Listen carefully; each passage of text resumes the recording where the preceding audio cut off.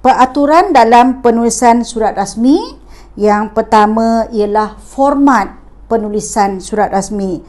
Itu kita dah belajar sebenarnya semasa di sekolah rendah lagi kita dah belajar. Tetapi dalam bahasa Melayu kerjaya ada beberapa perkara penting yang perlu kita ambil kira.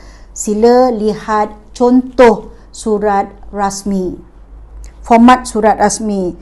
Teknik penggunaan ataupun kaedah menulis dan juga penggunaan bahasa khusus dalam penulisan surat rasmi. Okey, jadi sila lihat contoh surat rasmi. Apa yang perlu ada? Pertama ialah alamat pengirim. Kedua, ada garisan selepas habis alamat pengirim. Kemudian yang ketiga, alamat penerima. Kalau kita nak tulis surat kepada jabatan kerajaan, kita gunakan panggilan hormat Tuan Pengarah. Kalau badan swasta ataupun berkanun, kita gunakan Tuan Pengurus. Kalau kepada majlis daerah ataupun tempatan, gunakan Tuan Yang Dipertua ataupun Ketua Tadbir. Kepada pegawai daerah, kita gunakan Tuan Pegawai Daerah. Kemudian kalau kepada polis, kita gunakan Ketua Polis Negeri ataupun Ketua Polis Daerah. Kalau kepada pihak hospital, kita gunakan Penguasa Hospital Besar ataupun Pengarah.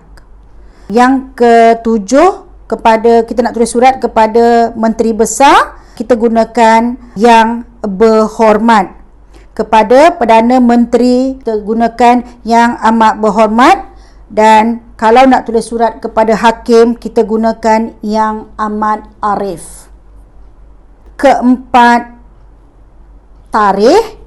Gunakan huruf besar untuk bulan. Ya, bulan juga kalau contoh September. Berapa huruf September? SEPTEMBER. 9 huruf kan?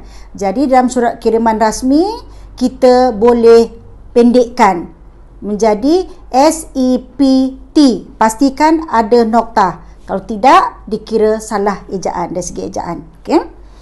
Kemudian yang kelima ialah panggilan hormat. Okey, itu perkara yang kelima. Perkara yang keenam, mesti ada tajuk. Rumuskan tujuan surat itu dengan menulis satu tajuk yang lengkap. Kemudian yang ketujuh ialah kandungan surat. Dan yang ke-8 ialah tanda tangan pengirim. Faham ya? Okey, setakat itu untuk format surat rasmi.